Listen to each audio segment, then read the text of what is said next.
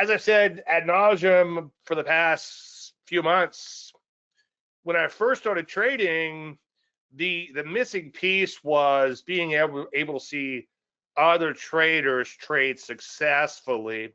And I became part of a hedge fund eventually, and then I also was doing some programming and consulting, and eventually some ghostwriting and stock picking behind the scenes for another trader in particular. And seeing him trade really, really, really helped me out.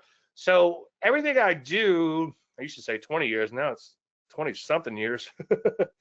But everything I do is thinking about that me going back 20 something years, 25 years, and that feeling of being a little lost out there. And all these gurus, they show you a big, beautiful trade, but they don't show you what happens in between and how many other trades that did not work. Anyway, enough about the other gurus. Let's talk about the mystery charts and the methodology to action. So the thing is to actually show the setup, show the entry, show the stop, show the initial profit target. And then in a lot of cases, I'll grab the trades out of my model account and show you that I actually took the trades. Anyway, this was KYTX. The mystery charts are taken directly from my trading service, usually, I'd say 99% of the time. And I show them here, and you can get them live, obviously, through the trading service, davelandry.com/trading service. You can see the archives on YouTube, youtube.com/Dave Landry, and you can get the older archives going back years and years and years. This one triggered before I could show it to you here. So anyway, it's a nice Landry light, meaning that the lows are greater than the moving average. And I tell you, that Landry light is a wonderful thing. And usually I don't use a lot of indicators, but I will occasionally take a look at this just because it's such a good illustrator of trend. The indicator doesn't indicate anything. It just sort of helps to see what's happening. And if you look at the chart too, you can say, okay, we've got nice Landry light again, meaning those lows are greater than 30 EMA. Great little trend indicator. And it's accelerating higher. You've got a gradual trend, all of a sudden begins to take off. That's what I call accelerating momentum strategy. And then you're looking for a pullback afterwards. And we have all those things happening here, obviously. So this is what was recommended down here, KYTX. Now, 24% stop, that's a fairly liberal stop, but that's what this setup called for because it's so crazy. But anyway, entry was there, stop is way down here, initial profit target is up here. Now let's take a look at what happened. So yesterday, it just absolutely took off, and I think it was about 10 cents below that IPT or whatever. And I took partial profits, and a lot of my clients took partial profits. And that's why I went into Facebook and said, look, guys, just start thinking about taking these partial profits a little early, because you have to think about the sustainable speed of money, okay? Things can only move so far so fast, and then they run out of gas. And in this particular case, you have to ask yourself, okay, how far is this thing gone? How close is it to the IPT? And then the other thing you need to think about too is that the first loaf of the trade, the first half of the trade, you're getting that swing trade profit, okay? And that's not where the real money is. So let's say you're looking for $1,000 and you get a situation like this, and you're able to pull $800 off in one day on that first loaf, but you still have a position that has the potential to make a lot of money on the second loaf. I'm going to show you one in a few minutes based on the model account. And that's what we're working off of today is a model account, although I do take these trades in more than one account other than the model. But the point I'm trying to make is on that second loaf, we've got one, knock on wood, come in, I need a new joke. But we have one, I'll show you in a few minutes, that's up over $9,000. So that's obviously a good thing. And that's where the money, that's where the real money is in those longer term trends. The shorter term swing trades, like you see here, getting in here and getting out later that day, this is an ideal situation, right? Where you get out one day, or even a few days later, or even sometimes a few weeks later, getting out half. That helps to keep the lights on. That helps to keep you in the game. That helps to put a little money in your pocket. But one thing, you can't really look a gift horse in the mouth when it comes to a situation like this. So what I did below is I plotted the high minus the low. So yesterday's action in this trade was the widest range bar in like a year and a half, okay, or at least a year. And if it wasn't for this one other bar here, it was probably the history of the stock. So this is probably the widest range bar in the history of the stock, or darn near close to it. So if you're on the right side of a move like that, that doesn't come along every day. So you have to be cognizant, obviously, of that. So how far did it move? How fast did it move? And how close did it come to the initial profit target? And those are the things that you have to ask yourself. And I consider yesterday's trade a gift horse kind of trade. And I know a lot of you guys took some partial profits on that. And kudos to you. I mean, it's for me to make money on a trade is exciting, but I actually get more excited when you also make money on the trade. It's a great feeling. It's kind of hard to explain, but other than it just feels good that other people are profiting too. So you can see, again, widest range possibly ever in this stock, or darn near, and that happened. You happen to be on the right side of that. So that's a gift horse type of trade. Remember, you still have that second loaf on, and you could possibly make 10 times the amount, or 20 times the amount, or 100 times the amount. Doesn't happen that often, but it's possible on the remainder. Now, the other thing, just real quick, and it's something I'm thinking about as I'm going live here. A few of you guys said you missed it because of the fast move, and I nearly missed it too, because I didn't have an order in place, and all of a sudden it began to take off. And the old me, okay, the me without responsibility of accountability through my trading service, okay, the old me would have said, well, let's just see what happens, and then watch it take off without me. And as I told one of my clients who missed it, it's like, because I knew I had to be in it, it was like this force came over me. It's like a close my eyes and buy type of situation. I'm glad I did. I got it a little late, but I was still able to pull off some decent profits intraday. So I guess the point I'm trying to make there is, you want to commit to commitment devices. If you're supposed to be in, then by all means get in. All right, so let's take a look at some of the recent trades. This is ABCL. And you can see it triggers an entry. The entry is here, the stop is here, initial profit target is here.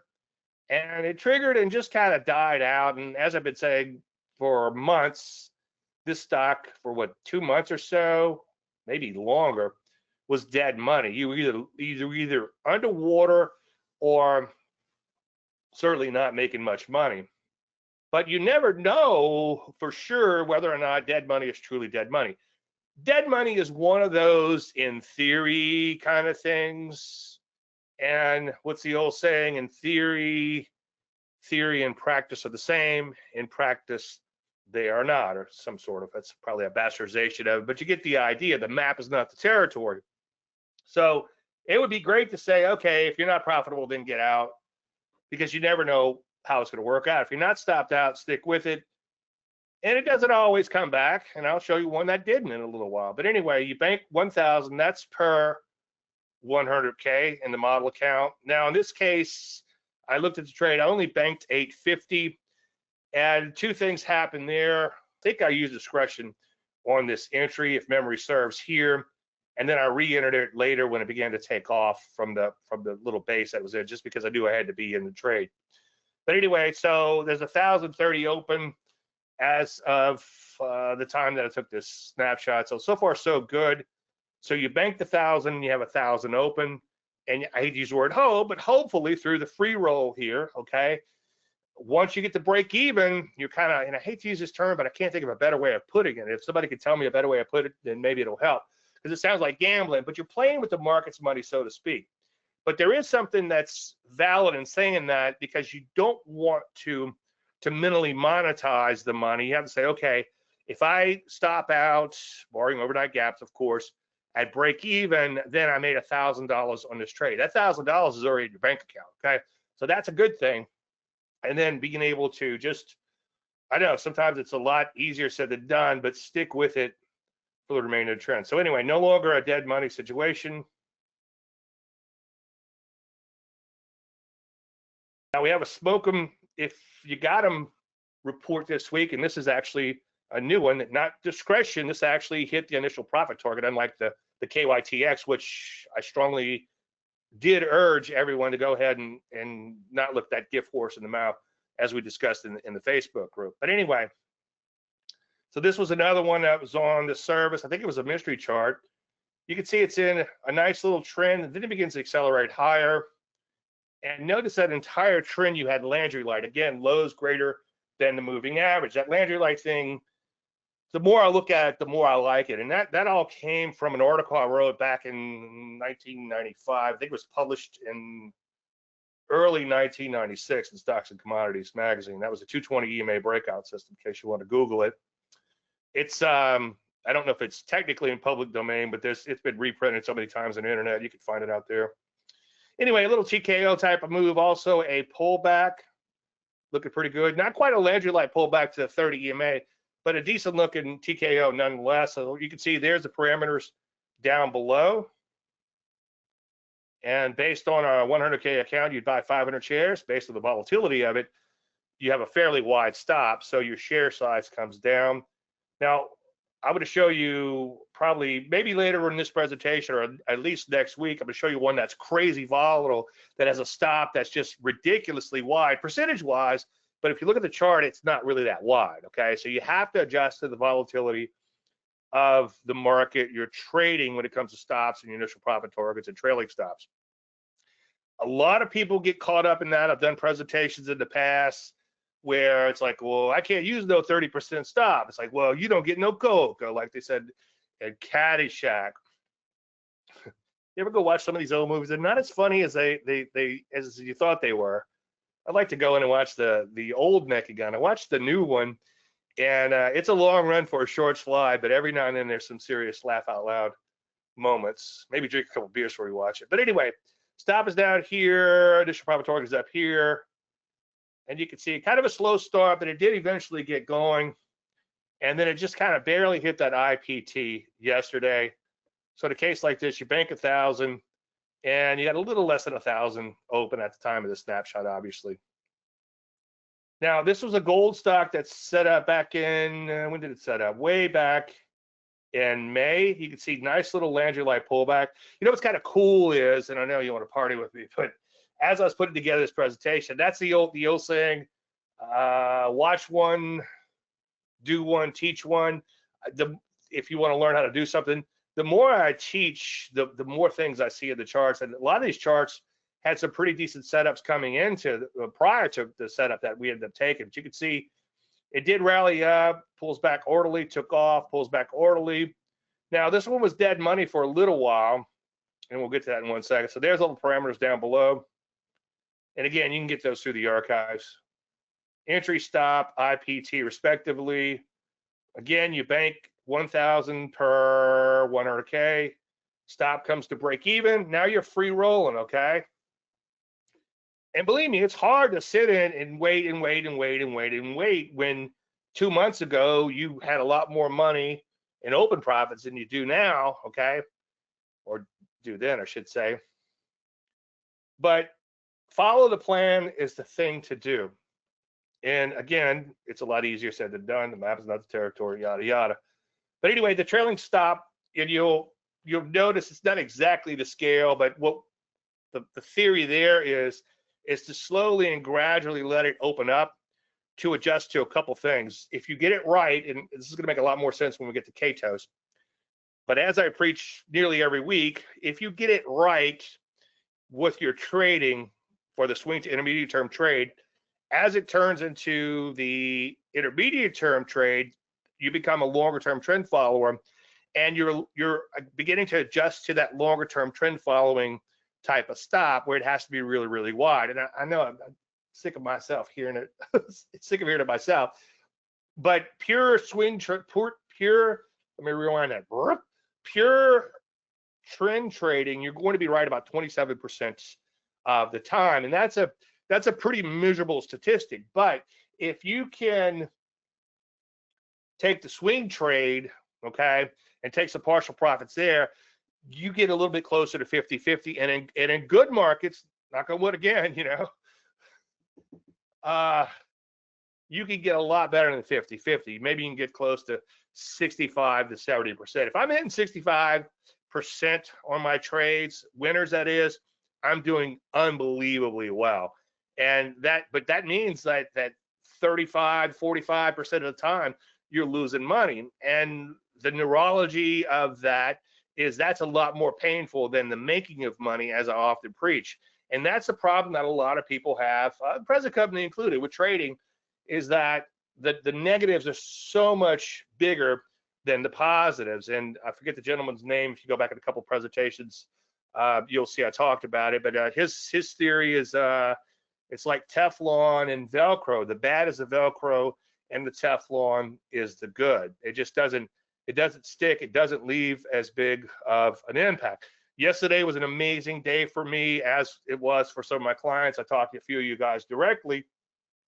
And today I'm getting whacked a little bit, and it's like it kind of hurts, and it's like 1/10, getting whacked for like 1/10, if that much, of what I made yesterday, but it hurts, okay? And that's just the reality of trading.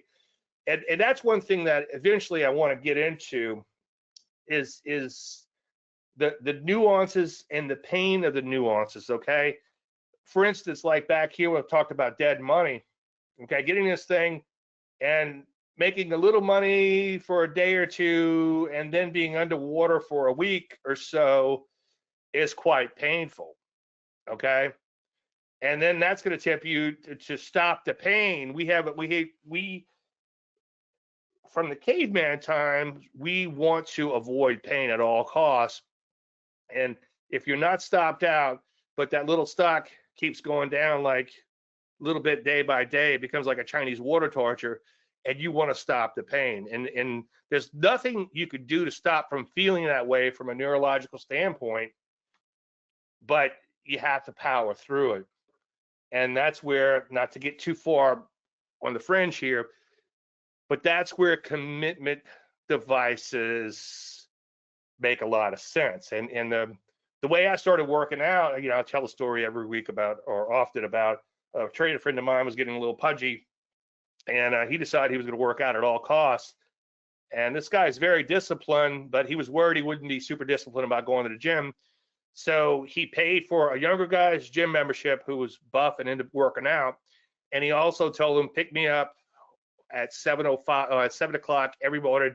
If you don't see me on that front porch swing at 7 o'clock, I'm going to pay you $20 for every day. And that was his commitment device. My commitment device became working out with a couple of friends of mine just right around the block. This friend of mine has a bonus room. They invited me to work out with them. And if I didn't show up because I was lazy or something, it's like they would rip me a new one. So it's like I felt like I had to show up. That was sort of my commitment devices, which I'm very thankful for him. COVID kind of mucked things up a little bit, but I eventually got back into an actual gym, and I go 5 days a week, almost religiously. Rarely do I miss a day, because I know myself. I start missing, and then it gets, one day becomes 2 days a week, et cetera, et cetera.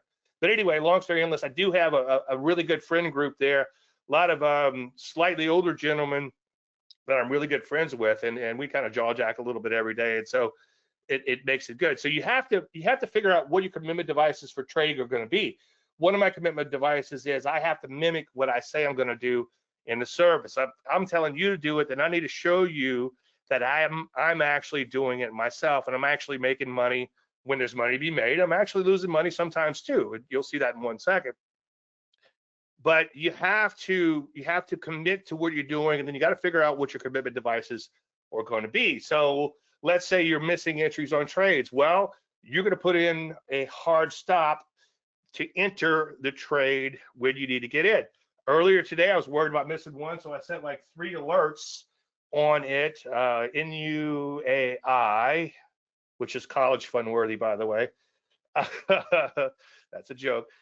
But I sent like 3 alerts, and then after the second or third alert went off, I said, Dave, you're farting around here. Put in a hard stop entry order. And the reason I don't use a hard stop entry order from the get-go is I do like to use a little discretion on my entries. And sometimes on the X, it's like I just showed you on the whatchamacallit, KYTX. Anyway, again, we're adjusting to the longer term volatility with the trailing stop, and we're letting that widen out. Okay, so we're going to a longer term volatility, and if you do it right, again, the volatility increases, and as price increases on the long side, right, as price increases, your point move increases too. Okay, so the stock is going to need more and more and more room, and that's why we give them more and more room and then kind of hold on for dear life. Now, as I alluded to a few minutes ago, or talked about a few minutes ago, the sitting through the drawdowns and like what to expect with these trades, like back here again, you're a hurt and pop right here. 2 or 3 weeks in a trade and you're losing a lot of money, and that's really tough. And that's why markets, I think that's why markets are always or impossible to find a holy grail. There is no holy grail because that human nature never changes. And the holy grail, if there is a holy grail, is being able to embrace that human nature, because you can't change it. Okay, it's down to a neurological standpoint in a lot of cases. But being able to say, okay, this is a normal feeling that I'm feeling. I'm just going to put that hard stop in if I have to, and I'm going to go about my life. And as I've preached before, busy traders make good traders, especially right now, okay? If I keep myself super busy, all these position trades, at least right now, because everything's blowing and going, again, another knock on wood, but if I keep myself super busy, I'm not in and out like the rat going for cocaine, which we'll talk about in a few minutes, doing stupid little day trades and wasting my money. I'm just riding these longer term trends. But anyway, stop widens out over time, and we have 31.05 open, and that's on, again, a hypothetical 100K accounts, but I do take these trades across more than one account. All right, KGC, this is another one of those golds, okay, 1,000 shares. And here's the beauty, it's like when you're getting these things at low levels, okay, and they run 100% or so or more, then all of a sudden your position size is, you've got such a big position early on. Like you wouldn't come in, you might not come in and buy 1,000 shares like today, because that's $25,000, right? But when you got into this, it was $14,000, which is still a lot of money, but that's a lot more manageable than jumping in with this huge share size, okay? And then of course you're taking profits along the way, so that actually decreases. So your risk is still down. I mean, if stopped out, it should be a profit, but your risk, you're taking the risk off as you go, because that risk is actually increasing as far as the exposure of money out there. And that's another thing too that we need to get into at some point in time, is open profit drawdowns. And I've talked about that before. That's something that you just have to live with and deal with, and it could be really painful. And if you're going to mentally monetize, try to mentally monetize to where your stop is and say, okay, if I get knocked out of this, this is how much money I should make on the trade. And then each day, or when, not if, but when it does move higher and you're bumping that stop higher, then you can mentally monetize to a bigger and bigger profit number on that. Anyway, KGC, trigger way back here. And a lot of these, you know, as I'm going live, they don't look like these great trends way back in the chart, but they were. If you back the chart out, if you go back and watch those shows, and here's the beauty of this too, okay? Here's another one of these show me things, and it's not me. We're in a bull market for now, knock on wood again, a lot of knock on woods today. But you can go back, at least with this last run, okay? You can go back to May and watch the weekend charts from May, and I'll show this. I've shown it back then, at least as a mystery chart back then, so you get to see it all unfold, and that is vitally important. And that's, again, the missing piece. I can't emphasize how important that is to have that missing piece out there. But anyway, entry, stop, initial profit target respectively. This was yet another dead money. I mean, you were above water, but this thing went 1, 2, 3, like 4 months, okay, with not a lot of progress. And it's hard, again, to stick with it. But here's another cool thing, and I know I'm a nerd. Notice that it never had any Landry light below that 30 EMA. That was just a big old consolidation getting ready to launch into space. The bigger the base, the bigger the launch into space, as I thought I came up with, and I thought it was brilliant. And then somebody pointed out, Dave, that's Ralph Acapora, who's a super nice guy. He's a trip. We shared a cab. Spent a little time with him at ChartCon. He is a really nice guy. Anyway, banked 1,000. What happens once you hit your initial profit target? Stop comes to break even again, and then you let that stop gradually open up over time. So this last little blip up here, it should be a straight line going out, okay? Because you only move the stop when the stock moves in your favor. I know I say a lot of these same things over and over. 49.80 open on that one. Mr. Waddles once said, there is abundance of opportunity for the man who will go with the tide instead of trying to swim against it. I don't know if it'll show on camera, but maybe I could just throw a picture in later. I printed uptrend and downtrend and sideways on my arm to remind me which way the market is headed. I hold my arm up to the screen and I check out the screen to make sure I'm not fighting the trend. Now this is Katos. This was a former mystery chart, obviously. And you can see it was in a really nice trend. Again, these trends are a lot more impressive when you back the chart way out. Has a Landry light pullback. That's simply a pullback to the moving average after you have 10 to 20 bars of Landry light. Always look at the chart to make sure it's persistent and trending and trading cleanly and all those things I preach about day in and day out. But you can see Landry light goes down to 0. That means it's touched the moving average. There's your parameters. So the entry is there. The stop is right here. The initial profit target is right here. This one worked out fairly well, fairly quickly, although here's the thing, you know, another map is not the territory thing. If you were walking through this bar by bar and back testing, you'd be like, oh, okay, yeah, it's up and triggered. Okay, bam, bam, bam, bam, bam, bam. But if you're actually living through this, it's like triggers, oh, we're doing great. And all of a sudden, 1, 2, 3, 4, 5, like 6 or 7 or 8 days, you're barely making money or possibly losing money. And that's trading day. So that's 2 weeks.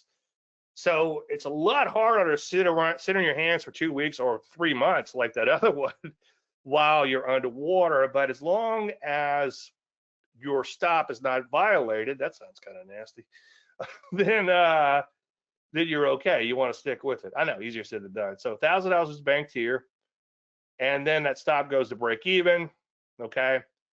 And this is what I was talking about earlier. At the time of the snapshot, at least, this stock had ran 150%, and you have 92.57 in open profits. And so that trailing stop has been trailed higher over time. Now, keep in mind, when, not if, this trailing stop gets hit, I hate to use the word hope, but hopefully 10 years from now, okay, you're going to give up a shit ton of open profits in the end. But you already took half your profits off. You're already playing with the market's money, so to speak. Again, I need something better to say for that, but I think that works. And then, of course, you're going to lose some money in the end. And as I preach quite often, I need some new material, but everything is so relevant and makes so much sense, it's worth repeating. But as Dennis said in the Turtles program, he was okay with open profits drawdown because that comes with the territory, okay? You're going to have open profits drawdown. Now, if somebody let a stop get blow through or whatever, they probably got fired.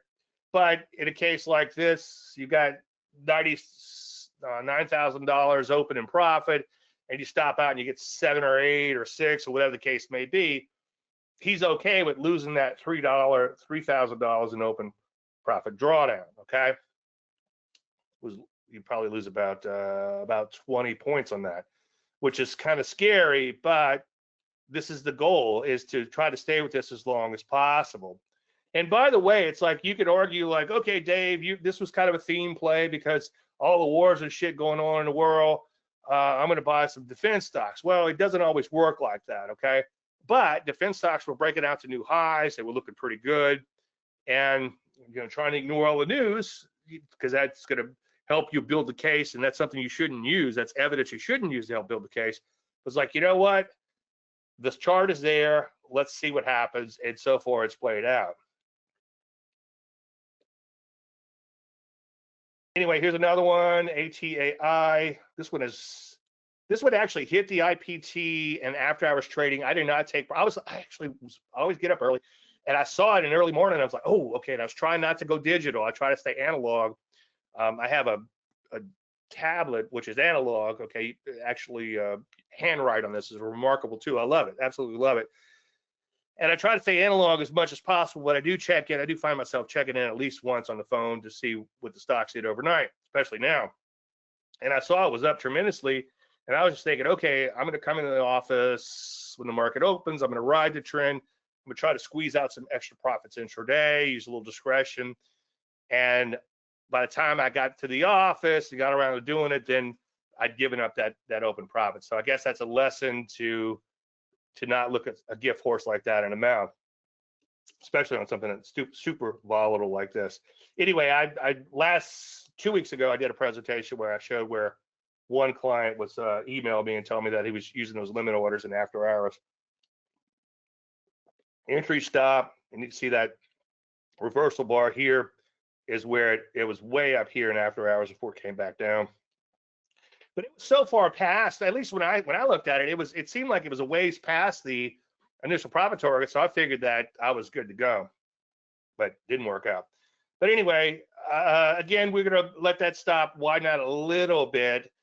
Usually I trail a stop a little bit more closer to a 1-for-1 basis on the first low, so to speak.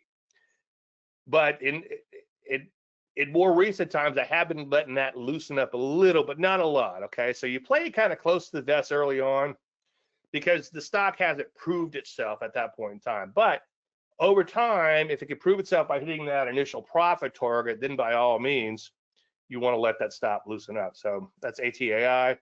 $928, at least the time the snapshot opened, better than poking the eye.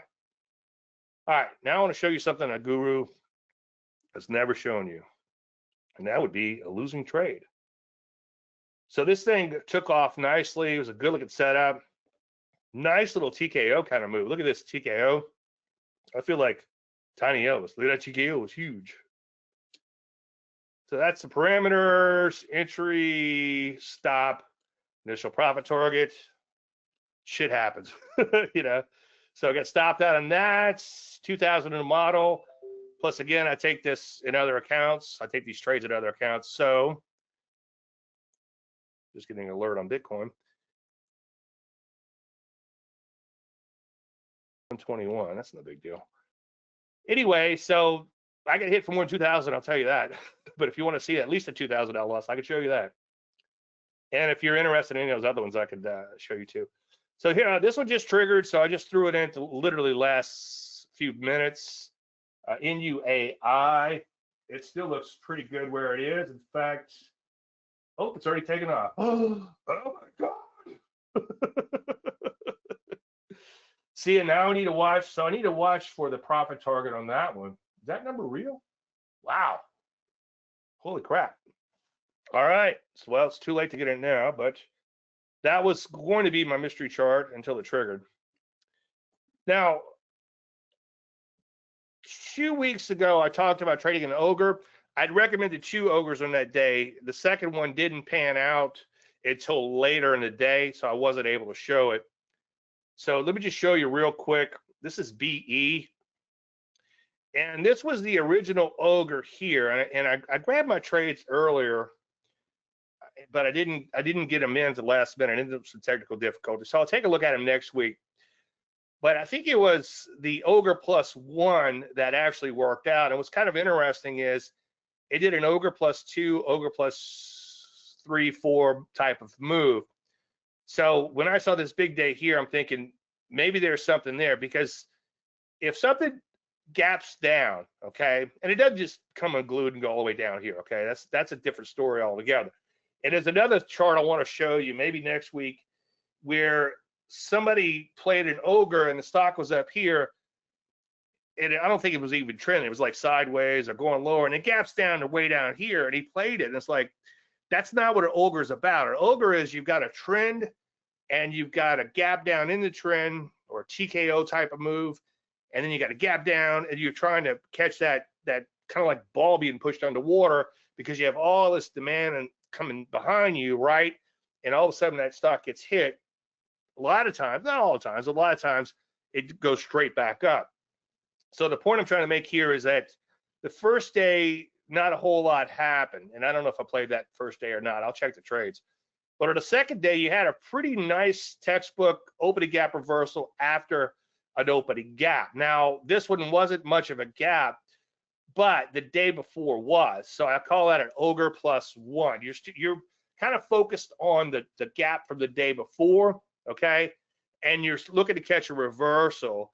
So in a case like this, you get another little minor gap and you get a little bit of trading lower.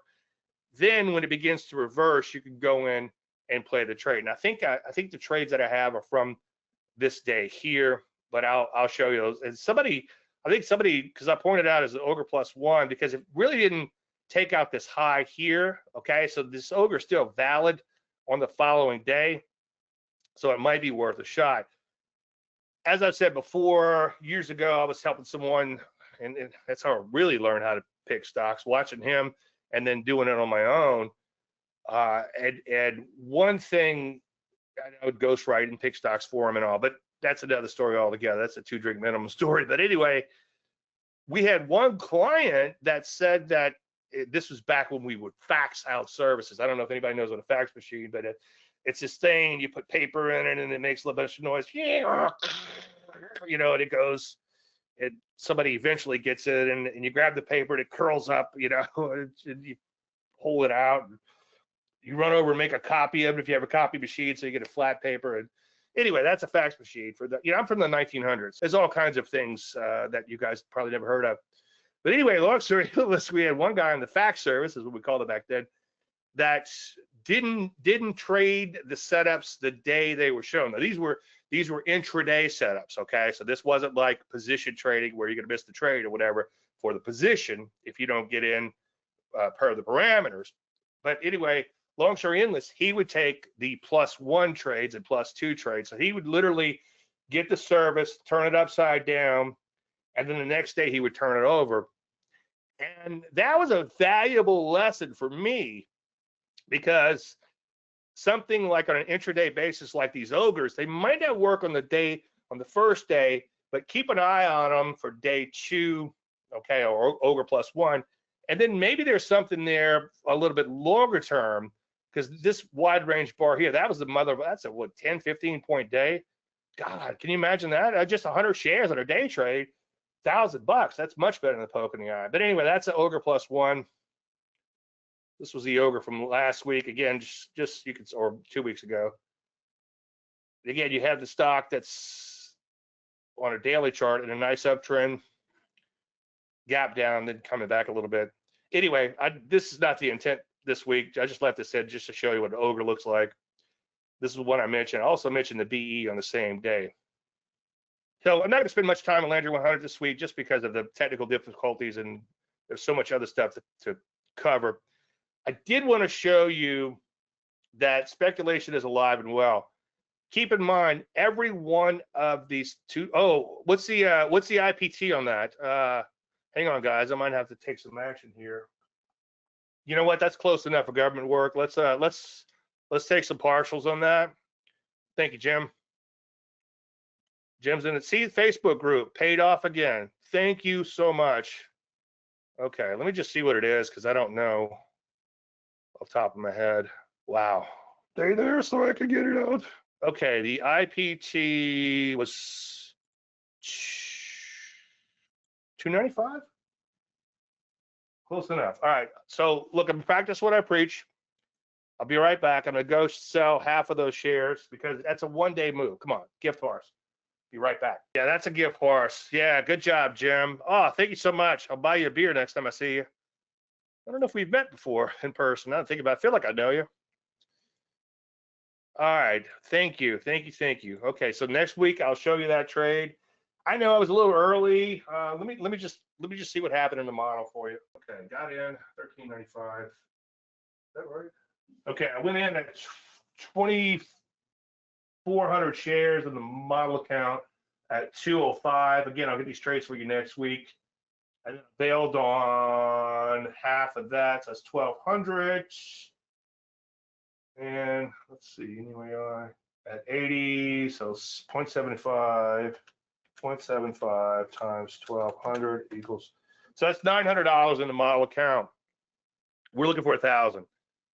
You got that in one day, okay? Don't be greedy, just take it. Now, if I wasn't doing this presentation, what I might do is put in a trailing stop intraday on half of that, just in case it gets halted and goes to the moon or whatever. But you know what? I'm happy with that. Don't look a gift horse in the mouth. This is something like I'm thinking, oh man, what if it goes further? And I was like, no, don't even think that. Just take your money. Okay. Now, if you're sitting there watching it again, you could put in a trailing stop or whatever and make it work. So this is exciting to actually see this work in real time.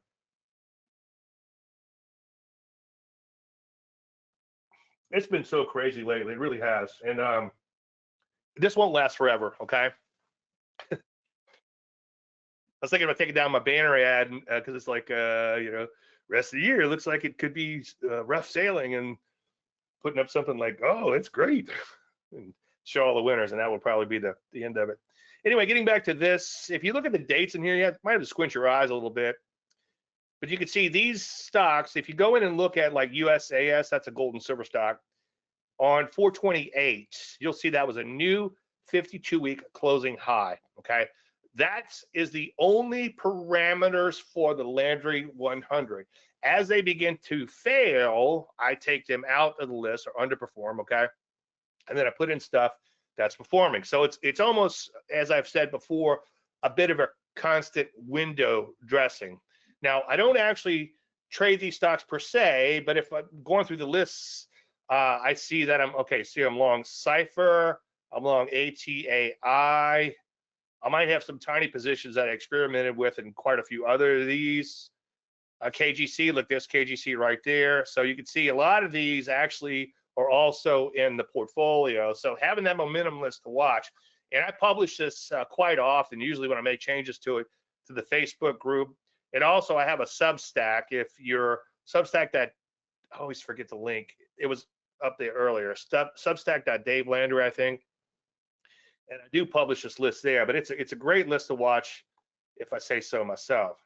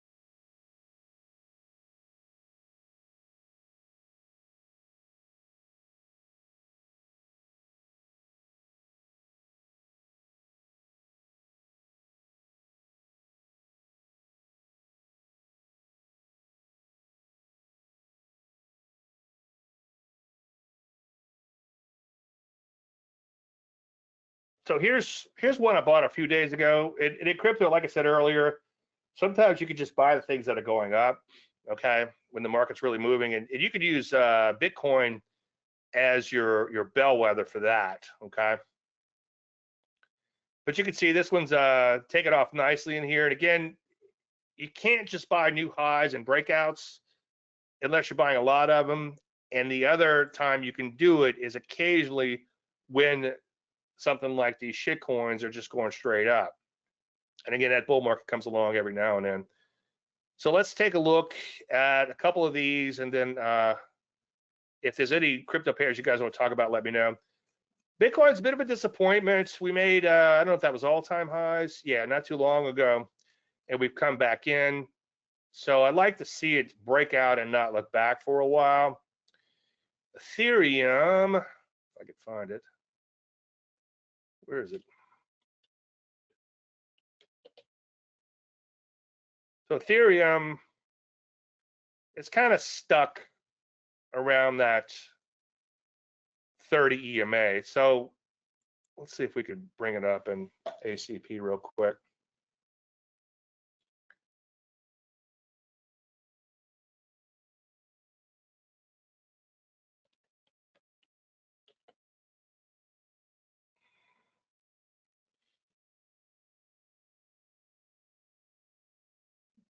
So if you take a look at the Landry light on this one, you could see it was green, there was none, it was green, it was red, it was green, kind of a Jackie Mason market. And of course, you could always draw a sideways arrow. So that's sideways, and maybe it's going to build the base to launch into space, or maybe not, but there's no need to do anything there because it's trading sideways. What's your one job? Find a trend, okay? That's not a trend. So for that and for Bitcoin, I'd like to see brand new highs and see it stay there for a while, then maybe look to play some pullbacks. And again, sometimes when these things are running, you could just look at it. See, this is Aliche is up, what's that, 50% today. Now, maybe if I saw it when it was up 30%, I would have jumped on. That's a stock. Let's see. So yeah, I'm not seeing anything. That Z coin caught my eye a couple days ago. Sometimes when they're really blowing and going, useless, I'm in this one. Yeah, we just talked about this one. This is the IPT. So free rolling on that one. I haven't done a tremendous amount of crypto lately. It hasn't been fantastic, but that's another case of discipline, okay? I'm so busy with all this other stuff going on. I need to remember to take a look at the crypto. All right, you guys want to look at any pairs? All right, let's shift gears and hop over to stocks real quick. And if you have any questions on anything, if there's any individual stocks that you guys want to look at, let me know real quick. I'll just run through the markets real quick. Then we'll wrap it up. Oh, look at that. What was that? NUAI 295. Yeah, okay. So we officially hit the profit target on that one. Okay. Dave, where can I see these ahead of time? Oh, I'm glad you asked. DaveLandry.com/trading service.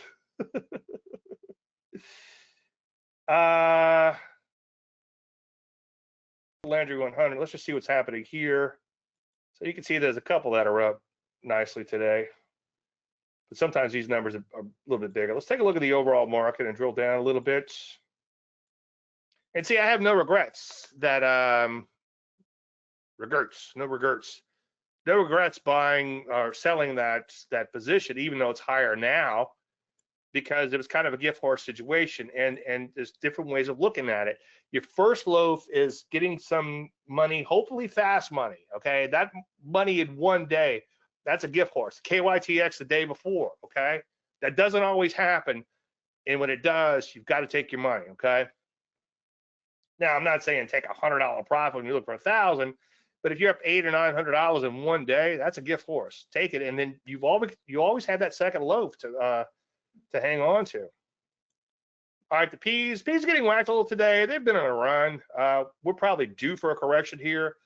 I'd like to see them accelerate higher and then have some orderly pullbacks, but We'll get it to chop around a little bit today, so we'll see what happens. NASDAQ down a little bit. It's not the end of the world.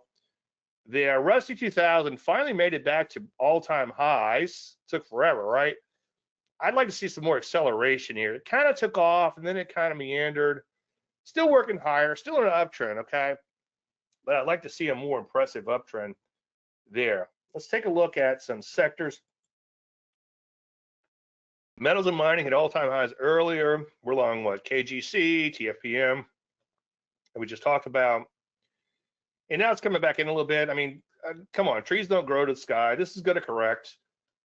We're going to give up some open profits. I know it sucks, but it comes with the territory, said Mr. Dennis. Gold to commodity, a bit of a TKO type of move today. Gold stocks, same sort of thing. We could see some setups, quite a few setups fairly quickly. Lithium just off of these brand new highs. It's been blowing and going. Platinum, palladium has been pretty amazing today, notwithstanding getting whacked a little bit. Silver, look at that. That kind of looks like an exhaustion type of outside day. I wouldn't call a top because it's still going up, but definitely some FOMO happening here. This is FOMO when people are buying into that gap that high, okay? They're getting sucked in and spit out. You'll get a TKO move sometimes like this or after this, and then that'll knock out some people, and then that could clear the way for it to trade higher. So most of these metals looking pretty good today, notwithstanding. Defense has been looking pretty good. Again, today, notwithstanding, outside day down. We're due for a little pain, right? We're due for a pullback. Healthy for the market, painful on an individual basis, right? Financials have been kind of stuck in a range. I sure would like to see them break out and not look back for a while. Pot stocks have been doing great, brand new highs today. TLRY was in my, I am long TLRY, full disclosure. That was in a Landry list a while back, probably on, and one of my clients bought a bunch of options on it. He told me he did really well. I think that was like way back here because I'm up 100-something% on that one. So not that you want to rush out and buy these crazy volatile stocks, but it was on the radar and I decided to take it, just FYI. But that wasn't something that was, it was on the Landry list, but it wasn't a direct recommendation. But since the client took it, it's like, okay, well, I can talk about it. You know, all the other ones were direct recommendations like the NUAI earlier. Anyway, most areas looking pretty good. Some of these areas that were kind of just all over the place have come back lately. It's good to see some of these sectors wake up, like drugs, for instance, health services, XLV, you can see beginning to wake up again. I wouldn't rush out and buy them, but they're certainly improving, and that's certainly and obviously a good thing. Robotics and AI, just off of multi-year highs, that's looking pretty good. So far, so good. Again, we'll probably see some corrective action. We'll have to see what happens next. I'm a man on the street kind of guy. A friend of mine in the gym, despite my preachings and teachings, he sold all of his Russell 2000 the last time it hit the old highs. And I said, hang on to it. It's going in the right direction. Turns out he was right, okay? But I'd be willing to bet that he did not get back in, okay? I'd be willing to bet good money he didn't get back in. And that's the problem. It's like you don't want to sell something that's on its way up. I actually did a presentation on that a while back. But that's when the general public sells stocks, by the way. People don't sell on the way down. I was thinking about that earlier today. They don't sell on the way down unless the pain hits them. They get margin calls or they got to pay bills or realize that retirement's getting decimated. Then they begin to sell stocks. But in general, people sell on the way up. Human nature never changes, okay? And that we could use that to our advantage. But this gentleman I'm talking about, he sold when this thing's making new highs. And now that's or was banging out new highs a little bit bigger, I doubt very seriously that he got back in. I'm not going to ask him. I don't want to pour salt in his wounds or anything. But anyway, most areas looking pretty good. Some areas picking up. You get the idea. So any questions, any thoughts? I know I'm going long. Chief Orman really wound up today. Well, while we're at impasse, I want to thank everybody for attending. I appreciate you taking time out of busy schedule. Thanks for coming. Sorry I do such a shitty job getting the word out. dailylandry.com/webinar, and you can sign up. And as I add, because like somebody signed up the other day, it's like, well, the webinar's not till 2026. It's like, okay, I put a slot way out here so I could keep using the same link each week. So usually I probably only get around to adding the webinar like an hour or two before. So even if you see a webinar going out to 2026, sign up for that, and you'll get the new webinars as they go. And one day I'll do a good job of promoting this. Anyway, that's it for today. Everybody have a great day. Everybody have a great weekend. All you guys in Facebook, I'll see you in a little while. And of course, may the trend be with you. Thank you so much. You're welcome.